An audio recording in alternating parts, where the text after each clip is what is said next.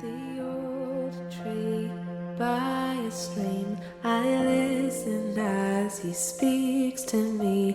A gentle whisper, soft and still, and suddenly I'm at his feet.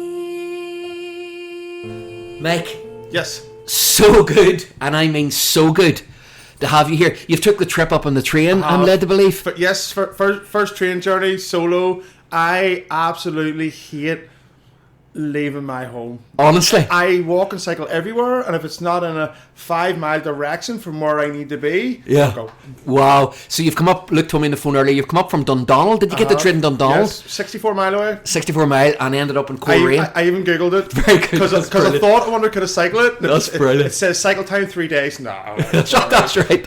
We actually, do you know what we should have thought? Actually, we should have got you to stay up in the North Coast. But you've got family. You're going to tell us a little bit about your own family in a moment or two. But tell us a wee bit about your background family, how you were brought up, where you were brought up, a wee bit of detail in relation to that. Right. Well, I'm originally from Tullycornet, just at the edge of East Belfast. Born and pretty much raised there. Wow. So it was. Now, going in Tullycornet, I've spoke and done a lot of meetings in the Little Baptist Church. Right. Do you know the Little Baptist Church? I It's don't. Glen something it's called. Right. There's another word for it there, so I know exactly where you're at. There's a wee football team in Right. Tullycornet as well. Tell us a wee bit about how growing up was for you. Well, growing up for me in general was pretty chaotic, pretty Yeah. nuts. You know, I think even through primary school, I had this kind of ball of energy, of just, I couldn't focus on, even through school, I couldn't focus on what everybody was saying because I was constantly thinking about 6 other things at once, and whatever kind of would grasp my attention was what I did. Wow. And it was usually something that wasn't good. Yeah.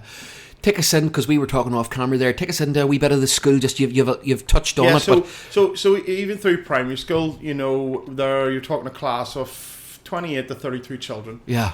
And I would say, the problem child, the class clown, the tough kind of child to deal with in the class. And I says, I'm thinking, if you could think of anybody like that you've been to school with, Yeah. times it by 20. That was And you. that's what I was like through school. That's incredible. Through primary school. Yeah, You know, and I was given pretty much anything that would have kept my attention. Dots, colouring ends, you wouldn't get away with stuff like that now. Absolutely. But on the other side of that coin, now I feel sorry for the teachers because how could you have dealt with me? Absolutely. You know? Absolutely. So, Mike, that was your sort of primary school. Primary school. Running about in Tullycornet and etc. How was all that for you out of primary school? What sort of setting was that for you? So then from primary school going into high school was where I would have experimented with a lot of drugs. Yeah. And I go from, so it kind of shows you my kind of mindset. Even through childhood, going through school, it was constantly like, what can I do next? What can I do next? What can I do next? Who can I annoy? Who'll chase me? Who'll do this? Who'll do that? And it was almost this kind of like lost sort of feeling. Yeah. I had 100 friends, but didn't feel I had any friends. At the same time, Yeah. it would have been very popular, but it internally felt didn't matter how many friends I had, didn't matter what I got up to, nothing satisfied or channeled that energy that I had. Was there anything traumatic or anything that would have made you feel like that? Was there anything that you can pinpoint? I honestly, I don't know. Mother and father, very, very loving. Yeah. Didn't smoke, didn't take drugs. Every Sundays we went on family trips. So it was mother, father wise, brother, sibling wise. We were very sort of close knit sort of family. That's true. So I couldn't pinpoint anything that made me feel the way that I felt. So then that led me into high school. The teen years was probably very difficult, I would say, because you start smoking, you start drinking. Yeah. I had a bad experience drinking 13, and it put me off drinking for a good few years. But the thing was, I then didn't drink but took a lot of drugs. So it was catch-22 there, Absolutely. but the issue is, when you take a lot of drugs that are uppers at a young age, Yeah. you overproduce dopamine. In the brain, yeah, Yeah. absolutely. Yeah. So at 14 was my first experience of drugs. And I, even at 14, I remembered vividly smoking dope. It was the first thing I ever tried, smoking dope, and I was sitting in a room full of my mates, and nobody said a word. Everybody was sitting like this, monged out, and in my head, they're all talking about you. They're all laughing at you.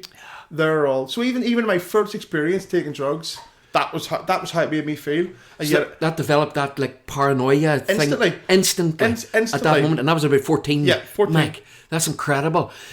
Obviously, where you're sitting today in Hope to Families, we have a lot of people that come in here that still take drugs, Yeah. and we work with them. So how were you feeling during that period? 14, did you just intensify the whole taking of drugs? Yeah. Tell us a wee bit more about that. So from 14 led to 15. Yeah. When I took my first ecstasy tablet. And again, all these feelings were otherworldly, and it completely distracted you from how you really felt. But the thing was, when it distracts you at the time from how you really felt, and you're running around like an idiot off your face, Yeah. on ease. Yeah. Do you know what I mean? Absolutely, So at yeah. no point did you get up the next day and go, wow, that was a great night. Yeah. You know, because then the next day, or 3 days later, depending on how long the party lasts for, your head was even worse. That's incredible. So you're talking 15, 16, 17, 18, around 18, 19. So you're talking heavy drug use of ecstasy for that length of time. I mean, like, I remember at one point I was taking 10s at once. Wow. You know, 10s at once. Goodness, Mike. During that period of time from 14 up to 19, that wee period, was there any God influence in your life? Absolutely none. Nothing at all? Nothing whatsoever. So was God even thought of in your own life? Fear Never. of dying? Nothing Never. like that? Nothing. Nothing feared me. Nothing made me fear anything. Wow. If somebody went, climb up that train, backflip off it, I would have done it. So you were just literally crazy? Yeah, literally. Literally crazy? Literally, the word crazy is the only way I can sum it up. And even then, that's an understatement. That is an understanding. That's incredible, Mike. So, Mike, nothing of God, nothing of the influence of God in your life? Nothing at all. So this my parents weren't religious, so there was never a Bible in the house. There was never any talk of religion or anything like that at all. That's incredible. So, just on the drug front, because I want to really just speak about it in a minute, how was all the feelings? You know, you mentioned paranoia. Was there anything else in relation to the mental health? So, yeah. I would like to sort of talk about that for a moment or two. So what happened there was the problem in air.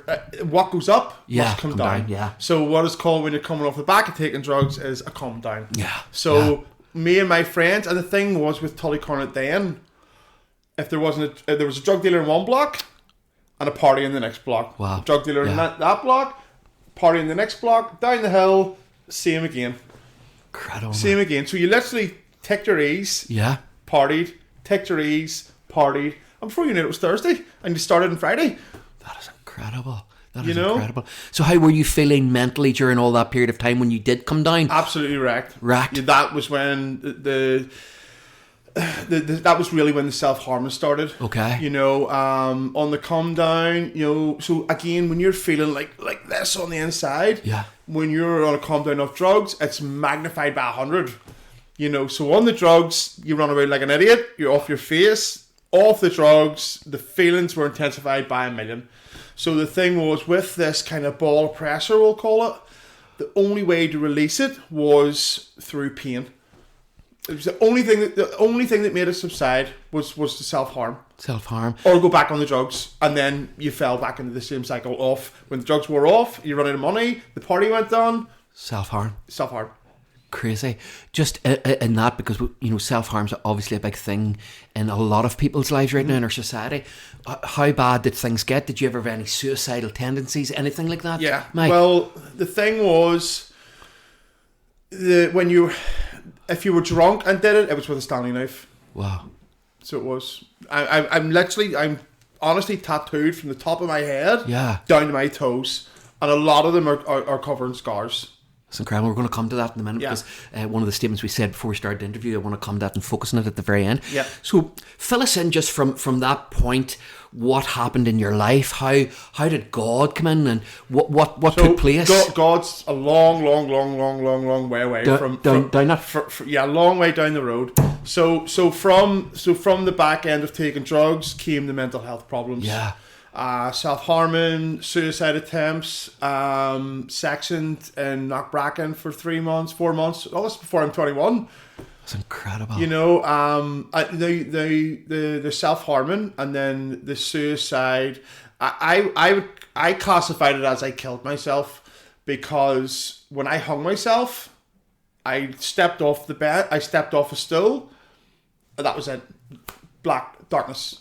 And was resuscitated and woke up in the Royal Hospital. So from that moment to being resuscitated and woke up in the Royal Hospital, I think at some point I had died there. My God, it's big stuff. You know? Big stuff. And again, all this before you're 21. Before you're 21 years of age. Possibly 22, with drugs, drink, and everything else going on. The timeline could be a little... Yeah, but it's so real and it's so incredible. What would you say to folk that still are involved in drugs? Obviously, your heart's for them. Because very, very, very simple. Don't do drugs. Just that's the message, isn't it? It's literally that simple. Yeah. Will you think about it? And anybody else that takes drugs, think about it. When have you ever took drugs and the next day went, that was a great night? You don't. That's right. Because your head's in your top pocket. That's right, Mike. That is right. That's the truth, you know. That is right. And not only that, if you're now it's cocaine. I don't know anybody that takes these anymore, but they all take cocaine. Yeah. It's £90 a bag. Yeah. So not only is your head in the top pocket, you're probably £300 down. That's right. And at no point do you go, that night was worth £400 or £500, and you probably only went to your local bar. It's crazy stuff, It's crazy stuff. So, Mike, fill us in a wee bit more just on that journey through that whole thing. I know you were in Knockbracken for a few months sectioned. Yeah. Obviously, the mental health takes a real hit during all of this, 100%. Doesn't it? Well, again, what goes up must come down. Must come down. That's simple. So, anything in relation to relationships or anything happened during this period of time? Even from Knockbracken, you know, even from leaving Knockbracken, 21, 22, there was an endless stream of relationships, because no matter what relationship that I was in, never satisfied, always going, what's next? What's next? What's next? What's next? Wow. That never ending feeling. Yeah. So plenty of long-term relationships ended, you know, loads and loads of stuff. And again, this leads me to my partner Dion now, who I've been with for 9 years. This being the 9th year. How she has stuck me for the previous 8 years before Christ came into my life is absolutely baffling to me. How was life for her? Really, So, give us a wee insight. Well, imagine living with somebody that's nuts, that can't sit at peace, you know, that's constantly getting tattooed, you know, that's constant. It is the gym first before everything. Not only was the gym first, I drank every night. I drank 2 or 3, 4 beers every night. Not only that, I drank every Thursday night, and I drank every Saturday night, and the weekend was a box of beer and a bottle of rum. And that was the life. That was my life with Dion, you know. But Dion, obviously. So Dion, I've jumped ahead. I've leaped year 10 years. But that 10 year sort of period was a lot of long term relationships over and done with. You know, my daughter Sophie, she's 13 now. You know, with another long term relationship there. Well, when I say long term, it was like 4 or 5 years. Yeah, I'm away. You know, 4 or 5 years. And did you have enough? Because that feeling was you need something else, something else. I had to go. Yeah. I had to go. Even the slightest argument, I'm away. You know, not even let's sit and talk about it. I'm gone. No, see you later. Could you not go to the gym today? What? See you later. Never speak to you again. That's incredible. You know, so what had happened was, so coming out of Knockbracken, it was actually my father. He said, come to the gym with me, because it was self-harm and stuff like that. So he said, come to the gym with me. And I says, no, I wouldn't know what to do. You know, this, that, and the other. And he was like, right, so I'll come 1 day a week. Mm-hmm. You know, so I didn't intentionally go 1 day a week. I went, right, I'll go. You know, so I was training 1 day a week, was drinking, partying the other half of the week. And then that turned into training 2 days a week, drinking, partying, mental health problems between all that. 3 days a week, lads, I can't drink tonight, I'm going to the gym tomorrow. So then that addictive, impulsive personality, then I now know it started to shift. Yeah. You know, and the gym life, so I swapped self-harming for training, tattoos. Because the way I viewed my scars was, what I noticed when I self-harmed was I wouldn't self-harm over my tattoos, because they were a representation of scar tissue. So that area was already damaged. Yes. Yes. Yes. So I never. So then, of course, look at me. I had the great idea. I've got to get more tattoos. That's right. But that turns into an addiction. Yeah. So then what I realised was over a very, very long... I now realise I was addicted to pain. I was addicted to torture. Whether it was self-torture, or physically cutting myself, getting tattoos, training. I was addicted to pain and torment. Wow. So Incredible. I noticed in your story you had said sometimes you made a quote in relation to looking in the mirror. Do you remember that quote that's in your testimony? So hate what you see in the mirror. Yeah, I love that quote. So I would have walked around the gym looking absolutely miserable because I was looking at myself going, I was going to swear there or not, but I was looking in the mirror going, I'm going to flip and ruin you, And whatever I was training, I was looking in the mirror going, I'm going to show you who's boss, And I would have done reps until I was crawling out of that gym. But that satisfied that self-harm tendency that I developed, because I was physically always in pain. So I was pushing you to that pain barrier thing that you were so addicted to. Just that pain thing. So, although training was very good supplementation for a while, it then wasn't enough.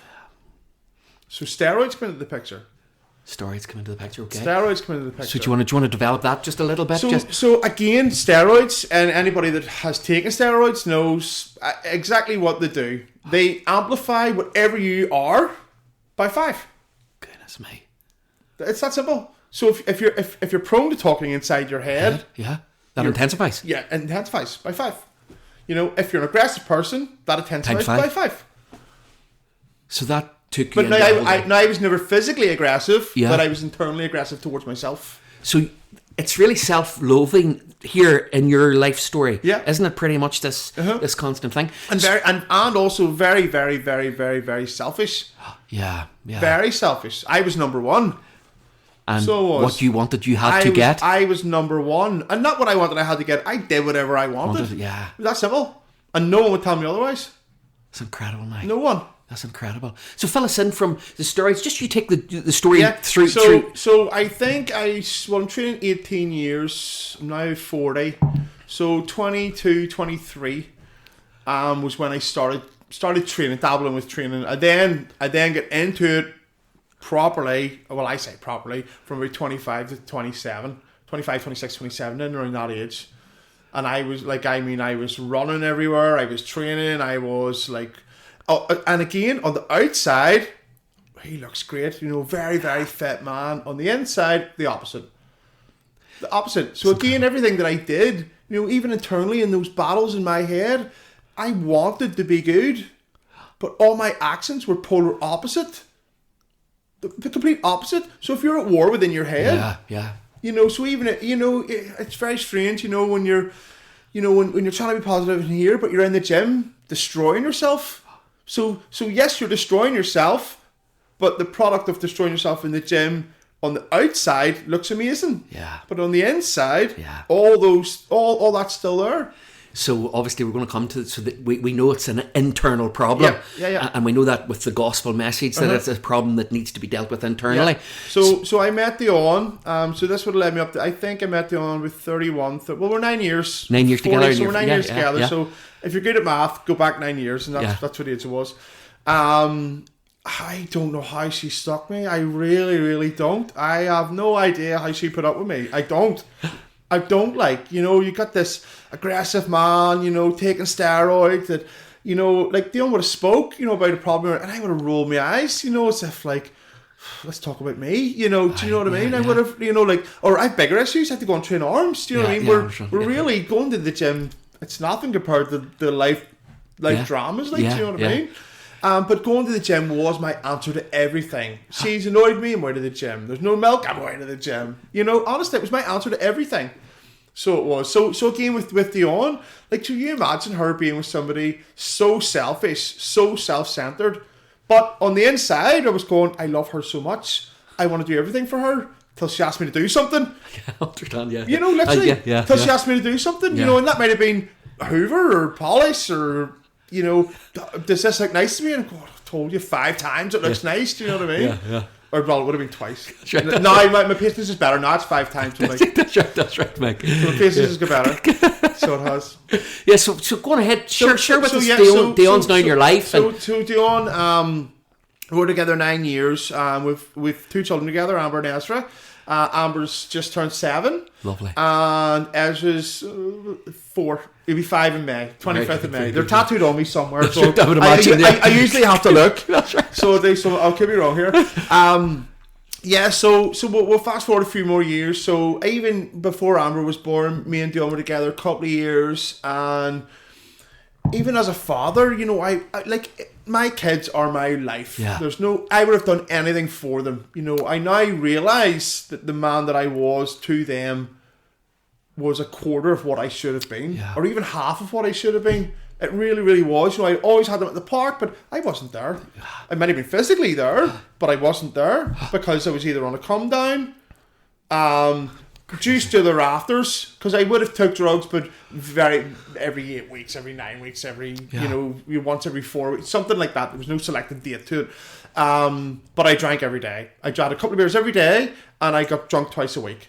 So even now not drinking, I even have 2 beers. And the next day, and I went, I used to drink 18 beers a night and a bottle of rum. Crazy. And you'd cheat to call yourself a good parent. Yeah. You have no role model, It's incredible. You know? So, but then in your head, you're going, I want to be the best man I can be. Yeah. The best father that I can be to my children. But your actions were polar opposite. It's madness, isn't it? Because role models don't go out and take That's coke. right, that's right. You know, role models don't get blitzed and neck bottles of rum. Do you know what I mean? And that was your life. That was my life. That was your life. I don't even know how I'm still alive. Well, I know now I'm still alive. And God's got a plan for you. Yeah. We're going to come to that. You know, so even then, so I mean, you're even then you're coming up into 38. Yeah. You know, so you're talking 38 years of just absolute.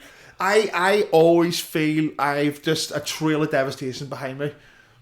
The 39 years. Yeah. Of your life. Of devastation. So I do, because I now know the difference. It's incredible. Is there anything else you want to highlight in that 39 years? Well, yes. So we'll get on to how I ended up in church. Yeah, because I'm really excited about this. So my daughter Amber at 5, she's now 7, begged me to take her to church. Begged me. Amber never went to church or anything herself. I'll explain. So she went to GB, but Amber begged me to take her to church on a Sunday, and I went, I am not taking you to church. Your mummy will take you to church. No, Daddy, I want you to take me to church. Amber, I am not taking you to church, darling. Your granny Pat will take you to church. That's right. Yeah. No, Dad, I want you to take me to church. What about this person take you to church? No, I want you to take me to church. So God knows. That's right. He knows That's I would do anything for my children. So we went to church. And I was like, I'm going to catch fire walking through the doors here. I'm just going to Amber, I love you, in case you never see me again. So I was going to burst into dust. Yeah, that's right. Yeah. Internally combust. Yeah. So Amber got me to take her to church. And I was St Mary's in Ballybean as my home church, and I absolutely love St Mary's. It's such a family orientated church. As soon as I walked in, I looked at everyone and went, everyone's glowing. That's right. What's going on here? Yeah. You know? Yeah. I probably have this dark cloud hovering over me, you know? Yeah. You know, so I sat there, and initially the first month, 6-8 weeks was like watching paint dry. I was literally like, oh, what is going on here? Amber, what have you done to me? I'm losing these hours, I'm never getting these back, you know? And then Jim said something one time, and I went, what'd he say? You know, and then I started listening, and then I went, you know what? I don't need to drink beer every night. So I stopped drinking beer every night. You know, I still get drunk twice a week, but I stopped drinking beer. Yes, every night. Yeah.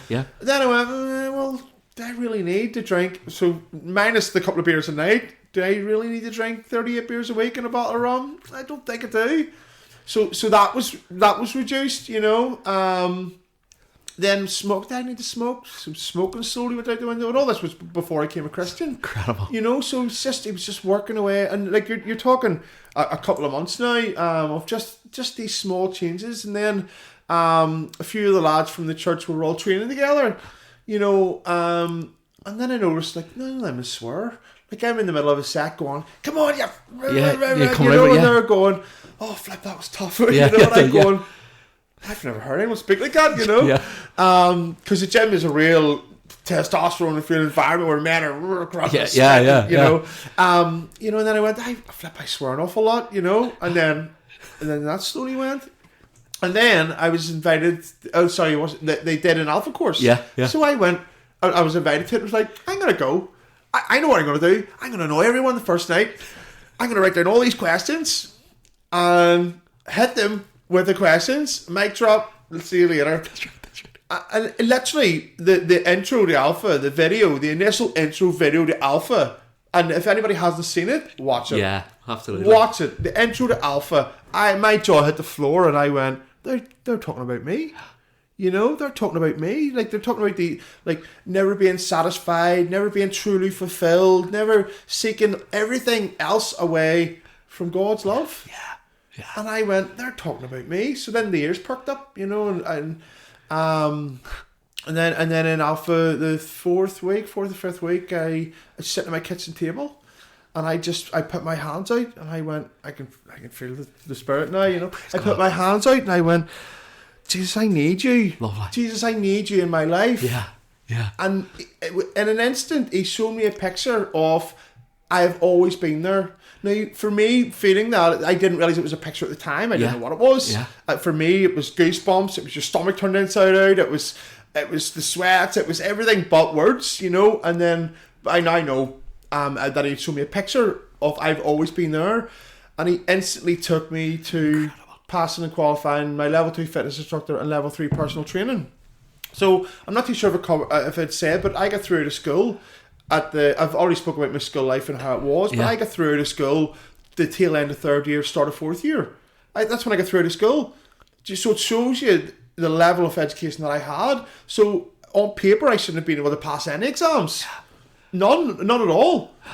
You know? Incredible. So take us back to that moment, just that amazing encounter with Christ. So thank so God for Amber, by the way. Yeah, 100%. That's incredible. You know? And what I was then shown that it was, I was saying to people at the time that I'm taking Amber to church. I'm taking Amber to church with the old roll of the eyes and all, and then God showed me in a picture that it was Amber that took me to church. Absolutely. So Amber took my hand, led me through the doors of St. Mary's.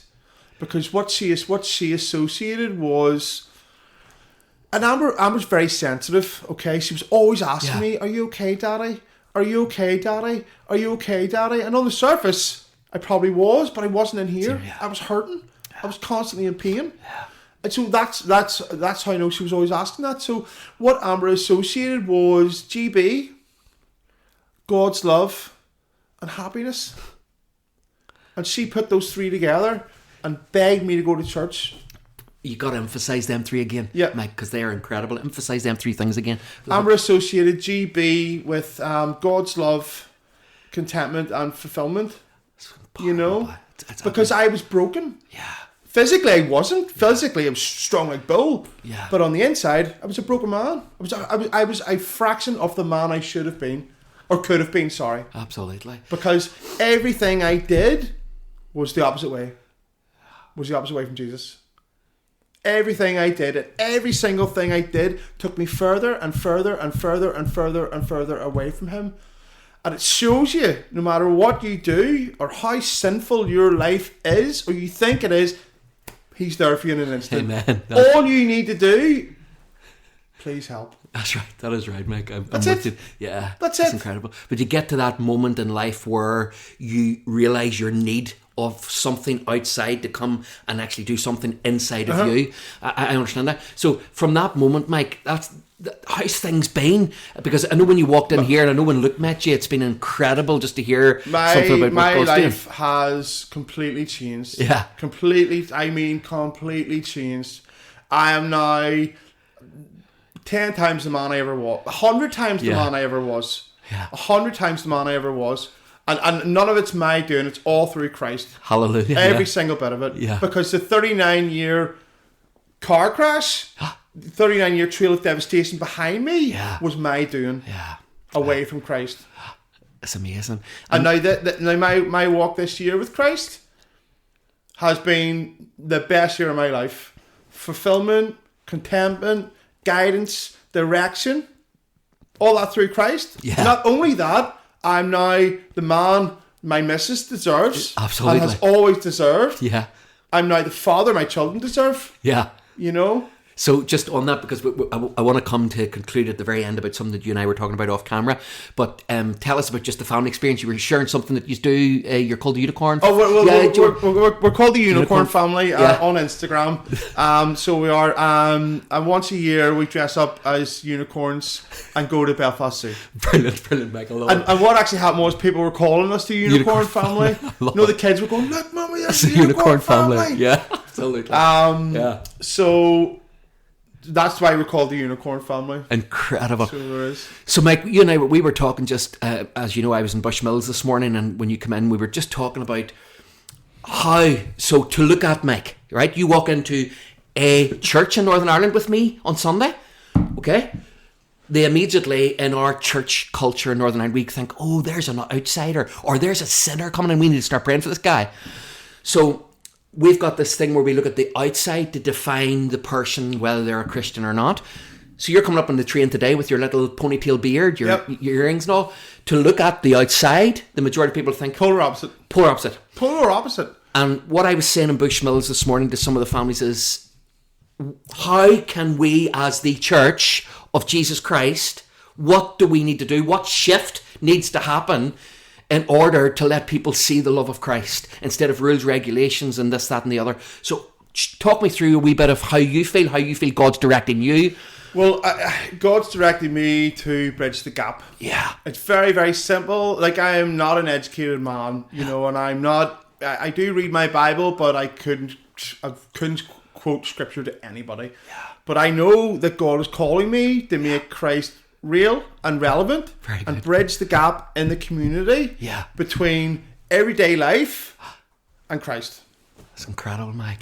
Everyday life and Christ, and I'm in the middle showing, here's how it comes together. All this is how it comes together. That's incredible. And here's how easy it is to come together. Please. Absolutely. Please come into my life, Lord. Yeah, absolutely. You were saying to me earlier as well, you've got a few engagements coming up because God's now opening doors for you. Revelation 3, it says he opens doors. So through a year of argument with him, of saying there's bound to be someone better than me. There's bound to be someone else. There has to be someone else. I don't know anything, you know. But in that year, I've went to Cornhill. I've done the summer school where I met Luke. I've done study days. So my knowledge is, I feel like I've put a scratch on the scratch off the surface of the Bible. Yeah. But I know enough now where I can tell people about Christ. Lovely. So I can. That is lovely, and that's your heart when you walk. And not only that, I'm 8 months into my 2.5 year evangelism course. That's incredible. You still in the same church in Ballybeen? Yes. Yeah, it's the church you love. You were saying it's a real family oriented church. St Mary's, Ballybeen. That's incredible. That's incredible. Is there anything else you want to share with the folk? A wee message just to ensure before we conclude? I would honestly say, if any part of what I've said to you strikes a chord, if you feel lost, broken, empty, unsatisfied, unfulfilled, and you might have everything that you've sort of wanted in front of you, or you have a lot of money, there's nothing that is going to fulfill you more than the love of God. Absolutely nothing. There's nothing at all. Incredible, Mike. Meg, it has been so good to have you come up today, and I genuinely mean that. I know that this is the start of something amazing for you, your family, Dion, Ezra, Amber. Isn't that the kids? And I got them right there. And Sophie. And Sophie, of course. Sophie, of course. I remember Sophie at the start. Of course I do. So listen, folks. It has been so good to be with this man today. As you know, our little place here, Hope to Families, people, in fact, one man yesterday called in and he says, I don't know why you do what you do or how you do what you do. Jesus Christ, this is what he did. He came to bridge gaps and reach into broken lives. That's why we do what we do in Hope to Families. So I hope this story has blessed you. I hope if you're watching and listening to this, that you will understand that the devil wants to kill, to steal, and to destroy you. Jesus said, I've come to give you life. And here's the clue. Life to the full. So God bless you from Mike and I, in Jesus' name. Speaks to me, a gentle whisper soft and still, and suddenly I'm at his feet.